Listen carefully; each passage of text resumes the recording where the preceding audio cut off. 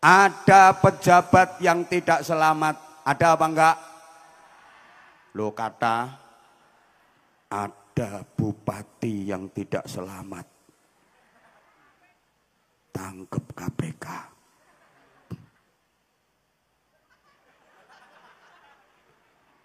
Ada jenderal yang tidak selamat. Wonten apa mboten? Wonten apa maneh melati loro. Ijen Pak Dandim. Let call kok. Ijen Pak Dandim. Saya dulu pernah punya cita-cita jadi tentara. Karena saya itu kalau ngelihat tentara pakai baju seragam itu gagah, ganteng-ganteng rata-rata, pengen banget. Tapi sama bapak saya dibentak-bentak, dilarang, dipaksa mondok di pesantren. Dulu saya sedih karena keinginan saya tidak tercapai. Tapi sekarang saya bersyukur, alhamdulillah. Andaikan saya jadi tentara mentok kapten, ketemu Dandim saya harus siap dan. Sekarang walaupun enggak jadi tentara, saya bisa nasihati letkol. Nah gitu.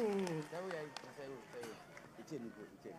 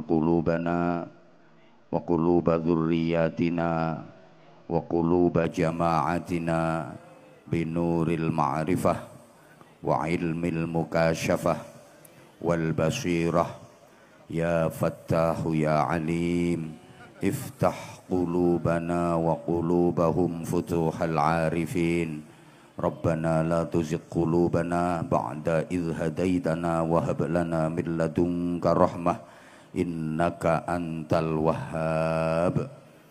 Amma ba'd.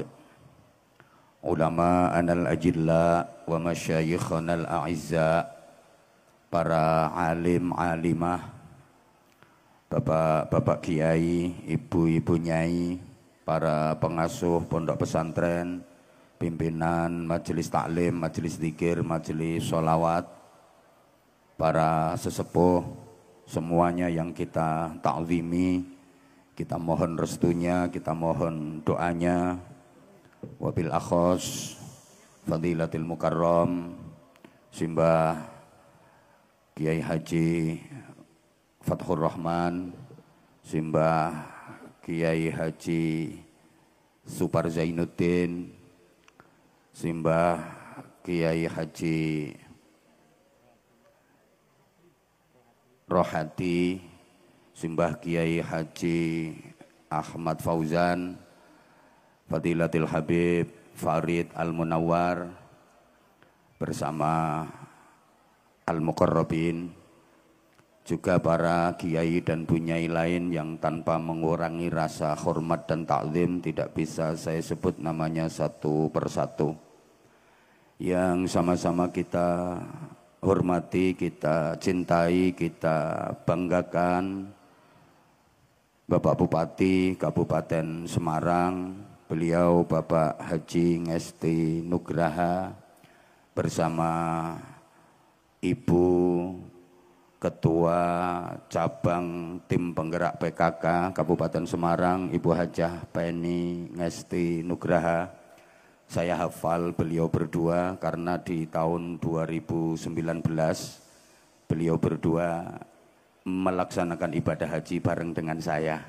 Mudah-mudahan kedua beliau senantiasa dikaruniai panjang umur, sehat wa'afiyah, dikaruniai kekuatan zahiran wa batinan, selalu mendapatkan perlindungan dari Allah, mendapatkan bimbingan dan pertolongan Allah, khususnya Pak Bupati untuk terus memimpin Kabupaten Semarang menuju Semarang yang lebih maju, lebih makmur, sejahtera, menuju Semarang yang gemah ripah loh jinawi, panjang apunjung, pasir awukir, murah kang sarwa tinumbas, subur kang sarwa tinandur, toto titi tentrem kerto raharjo, baldatun thayyibatun wa rabbun ghafur. Amin Allahumma amin.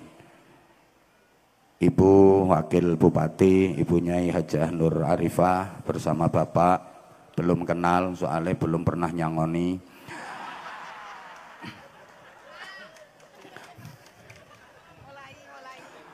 Forkopimda Kabupaten Semarang, ada Pak Sekda, kemudian Pak Dandim yang ganteng, yang keren, yang gagah. Ya Pak Dandim, mohon izin, tidak kelihatan, belum tahu namanya, belum pernah terima amplop. Saya kenal Dandim itu biasanya dari amplop yang saya terima. Ibu Kapolres Semarang, Ajun Komisaris Besar Polisi Ratna Qurratul Aini, tahu soalnya perempuan, SIK SH, mudah-mudahan makin sukses dalam karir, mudah-mudahan di bawah komando beliau wilayah hukum Polres Semarang makin kondusif, aman, terkendali. Ada Pak Kajari, kemudian Kepala Pengadilan Negeri, ada juga siapa tadi yang nemui saya ya, pokoknya yang nggak nemui ya nggak saya sebut, para Kepala OPD yang hadir, ada saudara saya Mas Bagus, Kepala Kantor Kementerian Agama Kabupaten Semarang. Saya hafal karena teman ngopi saya haji 2 tahun berturut-turut, dan saya juga ikut merekom beliau untuk menjadi Kakan Kemenak Kabupaten Semarang. Tapi sampai sekarang belum dapat fee.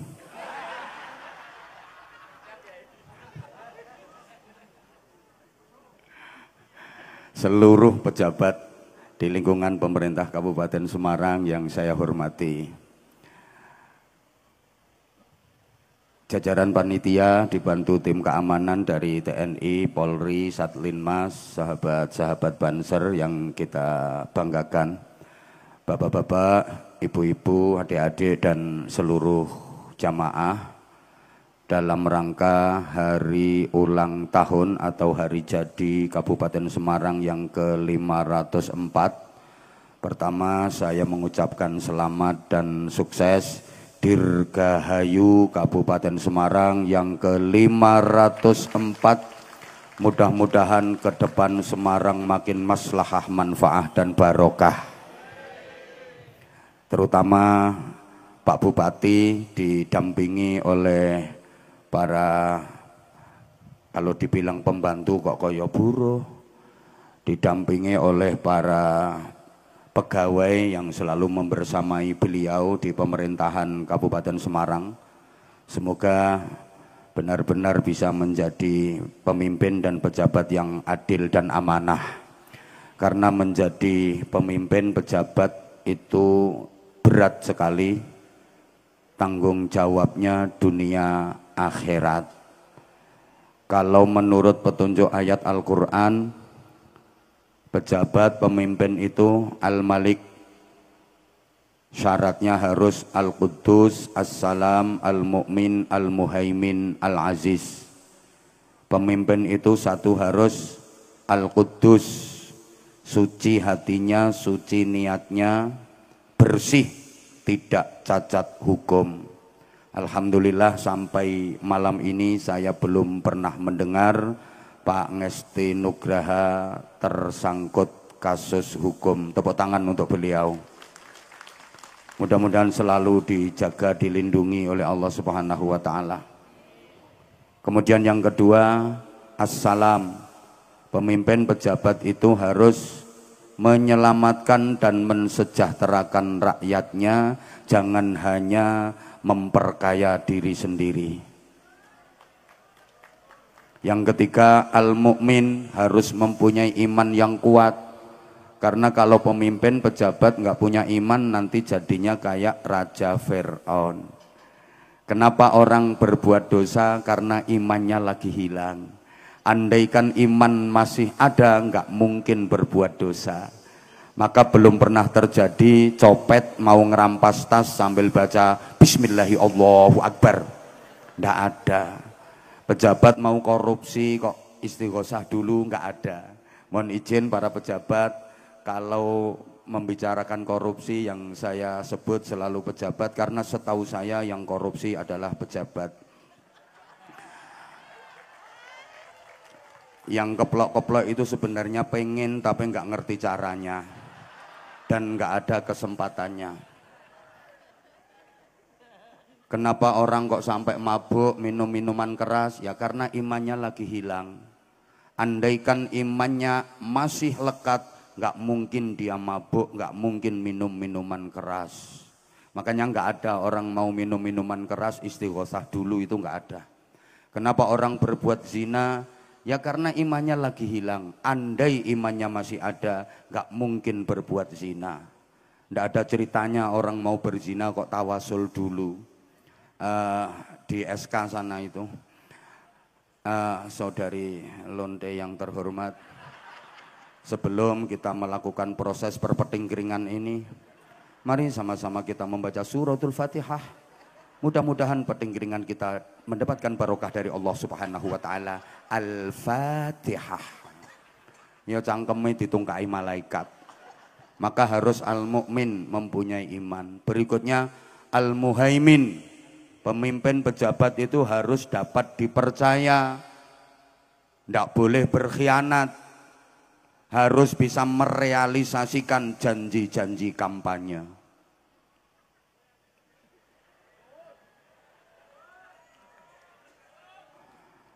Mudah-mudahan beliau berdua, Pak Bupati dan Bu Wakil Bupati ini mampu menahkodai seluruh pejabat-pejabat di Pemkab Semarang ini untuk mewujudkan masyarakat Semarang yang lebih makmur, lebih sejahtera. Amin Allahumma. Berikutnya Al-Aziz. Pemimpin itu harus mendapatkan dukungan kuat dari mayoritas masyarakat. Alhamdulillah 80,26% suara itu bukan hal yang mudah didapat oleh seorang kepala daerah di negeri ini. Tepuk tangan untuk beliau berdua. Sudah dicontohkan oleh para nabi, ada sifat wajibnya sebagai pemimpin umat itu harus sidik, amanah, tablek, fatonah. Sidik artinya jujur, amanah artinya terpercaya, tablek itu aspiratif dan transparan, fatonah itu cerdas. Mohon maaf, sekarang nyari pemimpin dan pejabat yang mempunyai 4 sifat ini susah banget. Sidik susah dicari karena sidik minggat nggak pulang-pulang. Maka nyari pejabat yang benar-benar mempunyai sifat sidik susah karena sidiknya minggat. Lah sidik minggatnya nggak mau sendirian, dia bawa pacar namanya amanah. Jadi amanah itu pacarnya sidik, katut minggat. Sekarang pejabat yang punya amanah ya susah, wong amanahnya katut sidik minggat. Tabligh sudah banyak dipakai di berbagai acara, tabligh akbar, tabligh akbar, tabligh akbar, sehingga pemimpin dan pejabat tidak kebagian tabligh. Tinggal satu fatonah jadi TKW ke luar negeri. Izin Pak Bupati, beliau teman ngopi saya selama kurang lebih 26 hari di Mekah dan Madinah. Maka saya berpesan, Bapak kalau memilih pegawai-pegawai pembantu Bapak di pemerintahan harus betul-betul selektif. Setelah dikasih jabatan, dapat SK, kemudian sumpah jabatan. Jangan lupa setelah proses itu dilalui, diajak untuk berdoa, memohon pertolongan kepada Allah Subhanahu wa taala agar menjadi pejabat dan pegawai yang baik. Doanya seperti apa? Doanya adalah nawaitu sauma ghadin.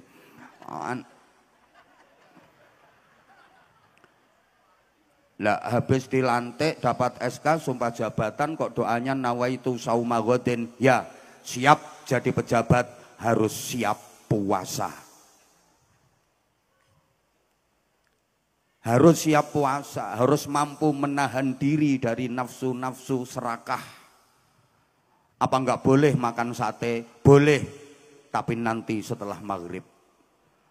Apa enggak boleh makan rawon? Boleh, tapi nanti setelah maghrib. Pejabat itu apa enggak boleh dapat gaji besar? Boleh, tapi nanti setelah perekonomian terangkat. Apa enggak boleh menerima tunjangan besar? Boleh, tapi nanti setelah rakyatnya sejahtera. Apa enggak boleh mendapatkan fasilitas rumah dinas yang mewah, mobil dinas yang bagus? Boleh, tapi nanti kalau seluruh rakyatnya sudah sejahtera. Jangan perekonomian masih kembang kempis, rakyat nafasnya masih Senin Kemis, pejabatnya yang kelimis-kelimis. Akhirnya rakyat jadi pengemis.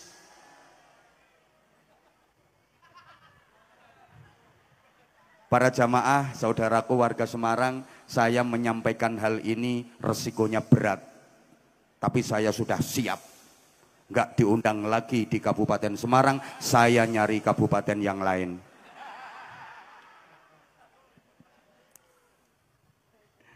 Allahumma sholli ala Muhammad.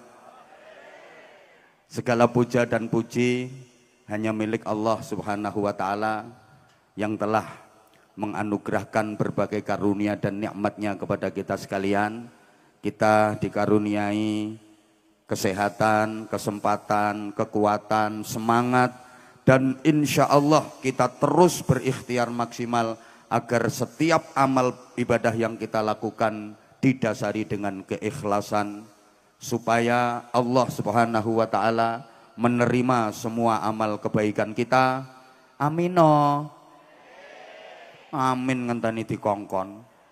Mudah-mudahan Allah menerima semua amal kebaikan kita, memaafkan kesalahan-kesalahan kita, mengampuni semua dosa kita, menyelamatkan kita dari bencana, musibah dan malapetaka dunia, menyelamatkan kita dari fitnah dan azab kubur, membebaskan kita dari siksa neraka, dan menggolongkan kita menjadi ahli surga. Dalam kesempatan yang terbatas ini, izin saya nanti ceramahnya kurang lebih 25 menit. Yang enggak ikut nyumbang, enggak usah cerewet. Wong buka Polres yang mau nambahi saja diem kok. Izin Ibu, NRP-nya berapa nanti setorkan ke saya. Saya hanya ingin mengingatkan kembali kepada warga masyarakat Kabupaten Semarang, saudaraku semua, agar selalu mendapatkan rahmat, barokah dan ridha Allah Subhanahu wa taala. Setidaknya ada 6 hal yang harus kita raih. Dan 6 hal ini adalah harapan asasi setiap manusia muslim muslimah.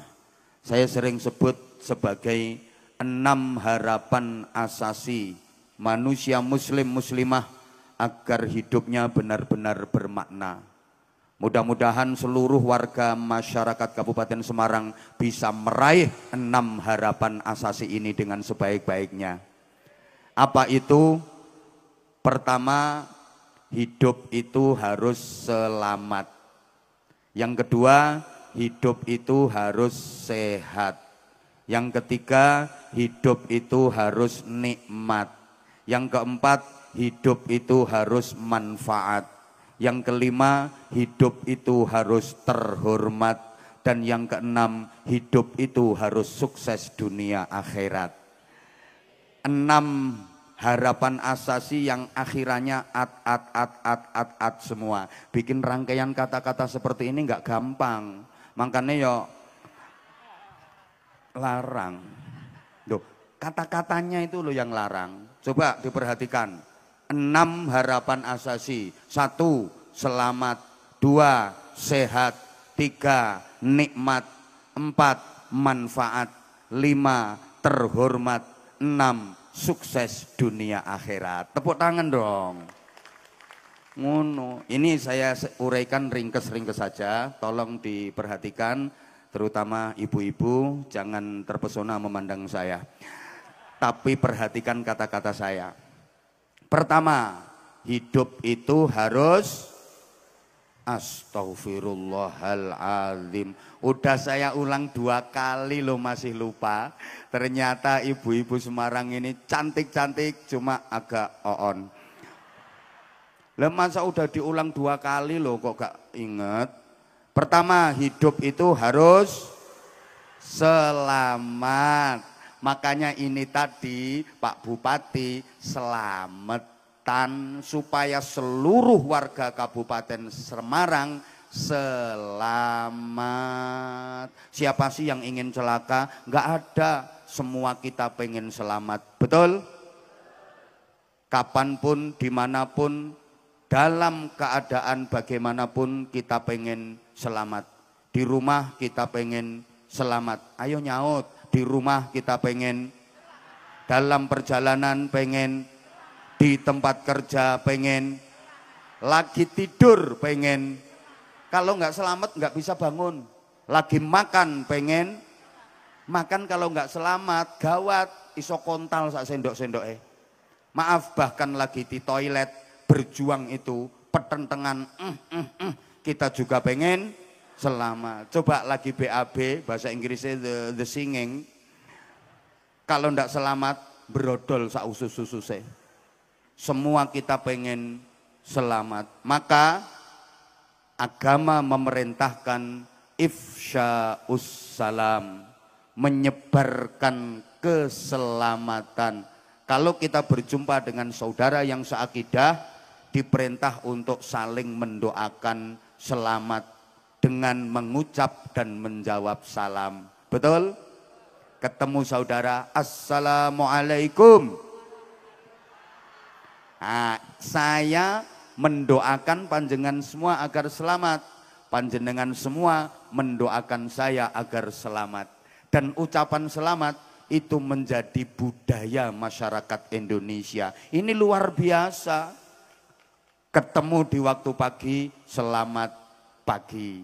Ketemunya waktu siang ya selamat. Ketemunya malam hari, selamat. Loh kayak ini. Kabupaten Semarang lagi ulang tahun, lagi hari jadi yo selamat ulang. Hari raya kayo selamat hari. Ayo toh sayang nyaut.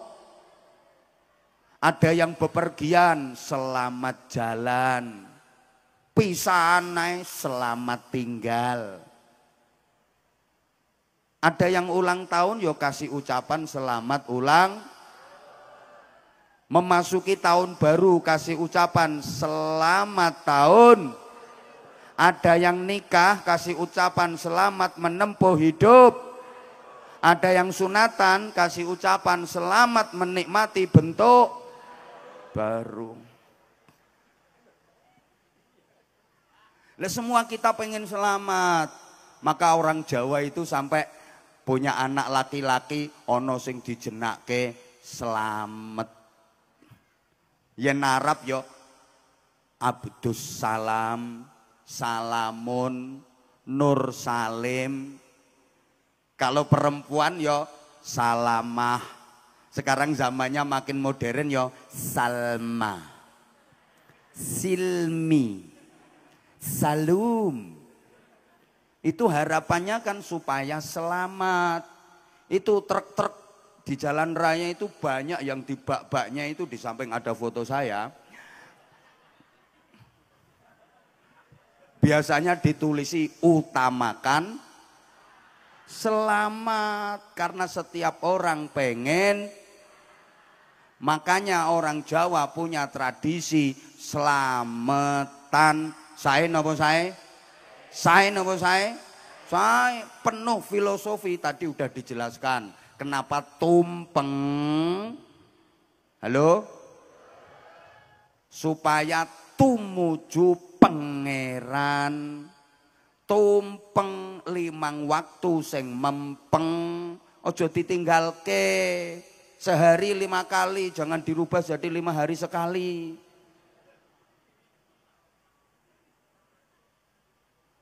Atasnya lancip menuju tauhid. Niku yen wong Jawa Timur leh mastani buceng. Leh nyebut sing kenceng. Lho iki implementasi ayat Quran. Ya ayyuhalladzina amanu dzkurullaha dzikran katsira.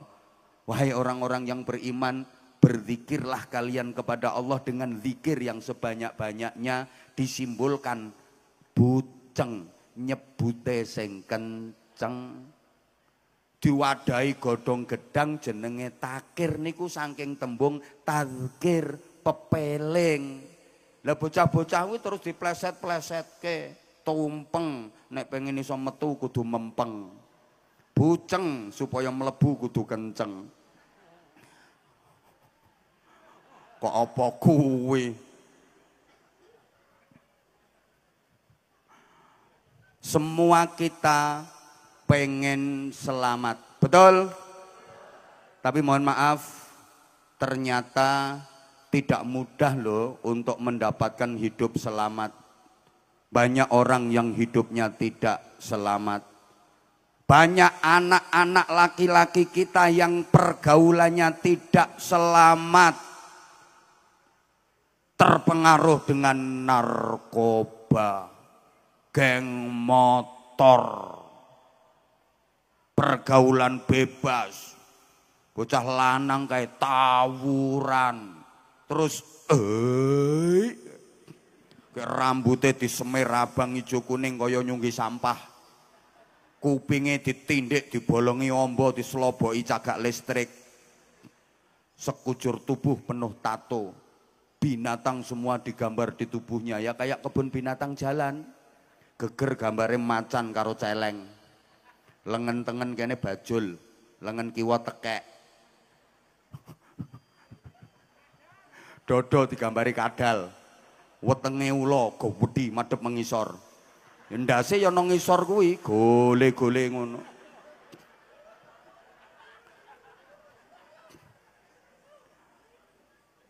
Ada anak perempuan yang pergaulannya tidak selamat, akhirnya terkena imbas pemilu, perkawinan hamil dahulu. Ada pejabat yang tidak selamat, ada apa enggak?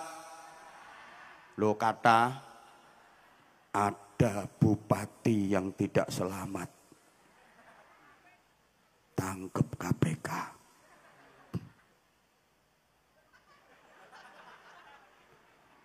Ada jenderal yang tidak selamat. Wonten apa mboten? Wonten. Apa maneh melati loro. Ijen Pak Dandim. Letkol kok. Ijen Pak Dandim. Saya dulu pernah punya cita-cita jadi tentara. Karena saya itu kalau ngelihat tentara pakai baju seragam itu gagah, ganteng-ganteng rata-rata, pengen banget. Tapi sama bapak saya dibentak-bentak, dilarang, dipaksa mondok di pesantren. Dulu saya sedih karena keinginan saya tidak tercapai. Tapi sekarang saya bersyukur, alhamdulillah. Andaikan saya jadi tentara mentok kapten, ketemu dandim saya harus siap dan. Sekarang walaupun enggak jadi tentara, saya bisa nasihati letkol.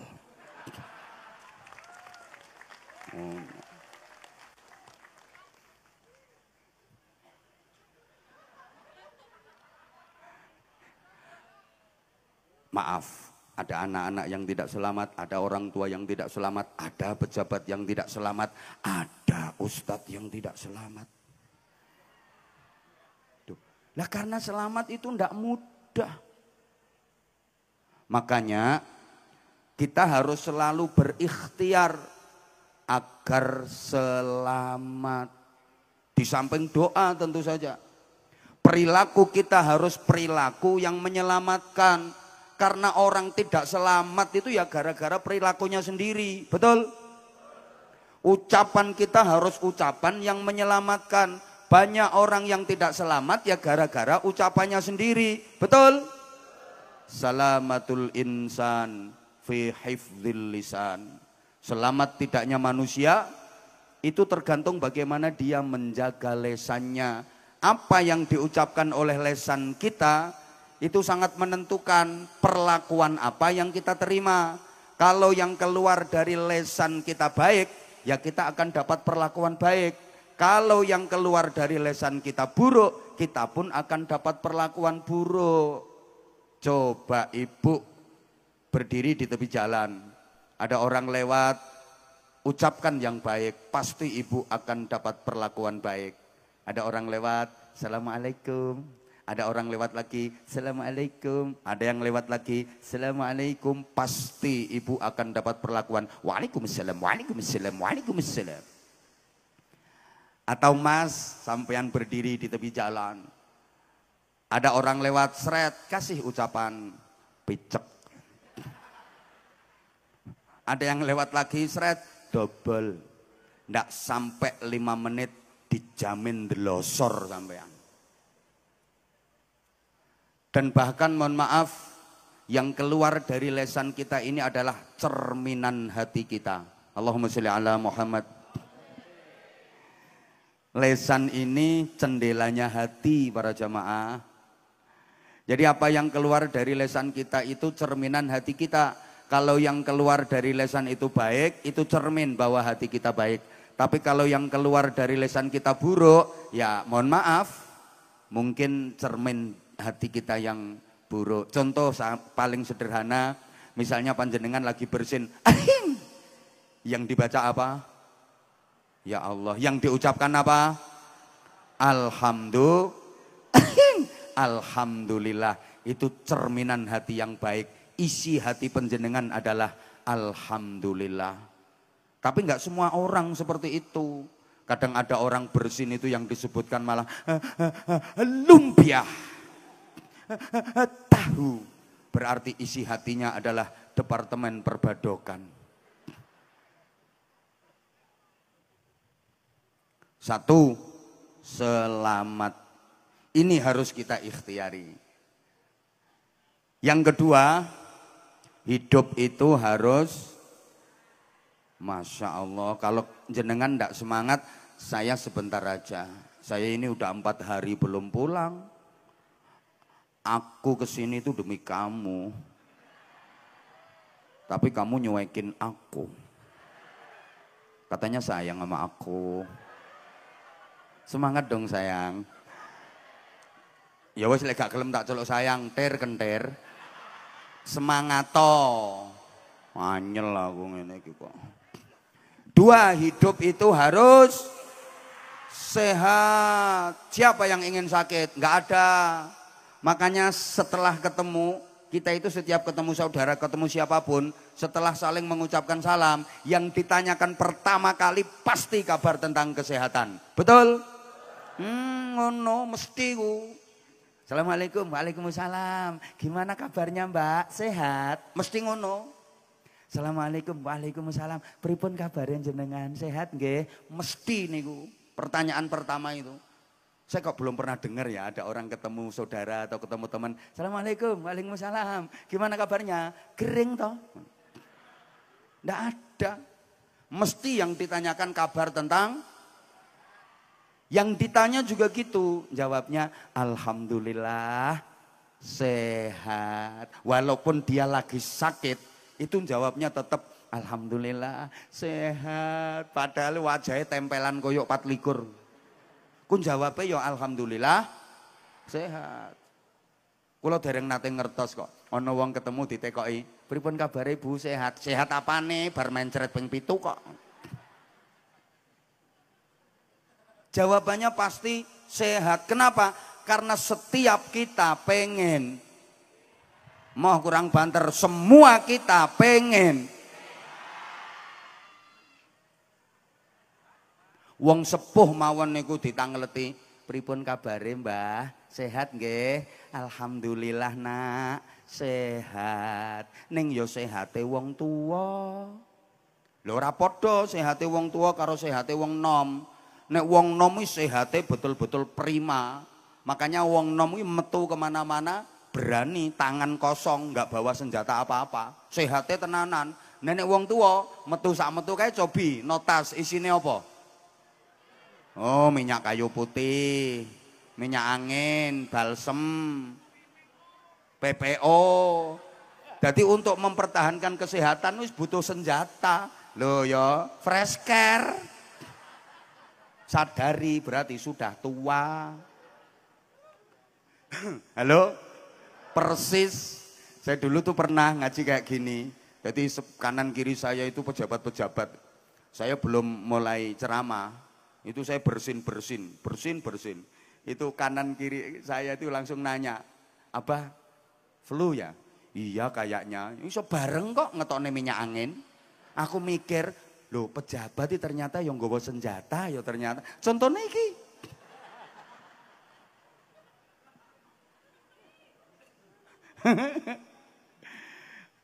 Loh iya kok.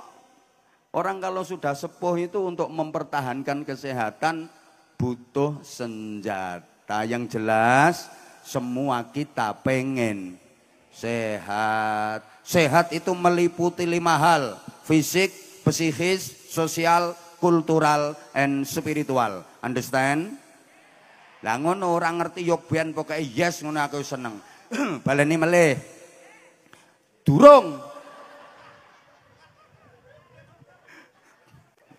Sehat itu meliputi 5 hal. Fisik, psikis, sosial, kultural, and spiritual. Understand?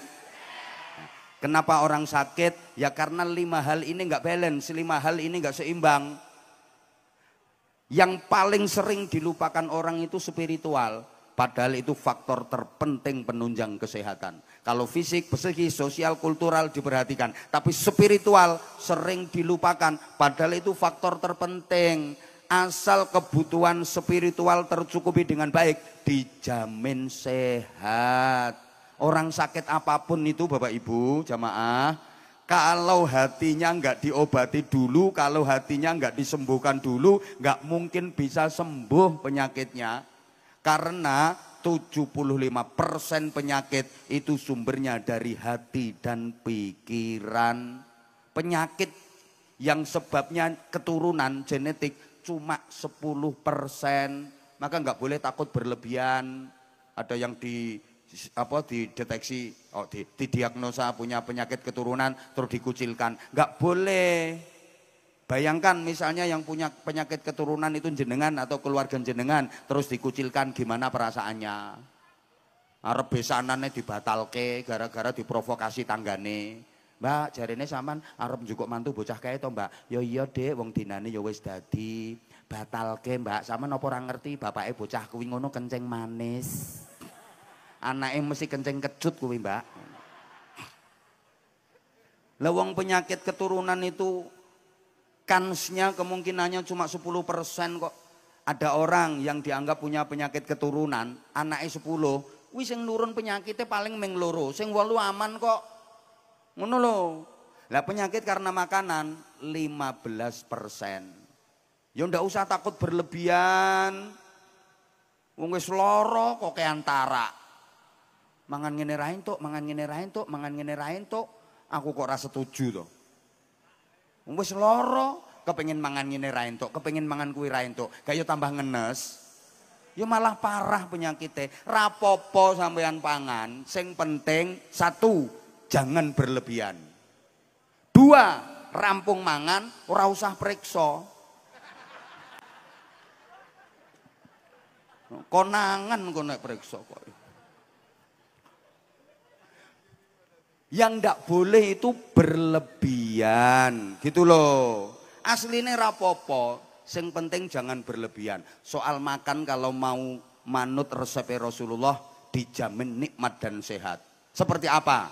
Jangan makan sebelum benar-benar lapar, berhentilah makan sebelum kenyang.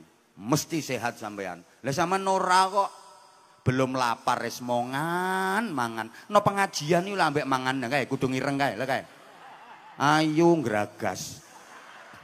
Yang ngono kuwi sing gare penyakitan.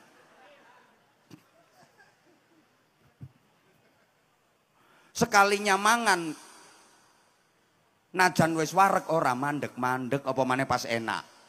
Kuwi sing gare gering. Bu. Terutama sing pun sepuh. Periksa ning dokter terus ora entuk mangan ngene, ora entuk mangan ngene. Mboten usah dibatasi, wong sepuh malah butuh gizi. Sing penting aja akeh-akeh, mesake yo. Wong sepuh iki gerang segere karek arang-arang. Arep mangan ngene ra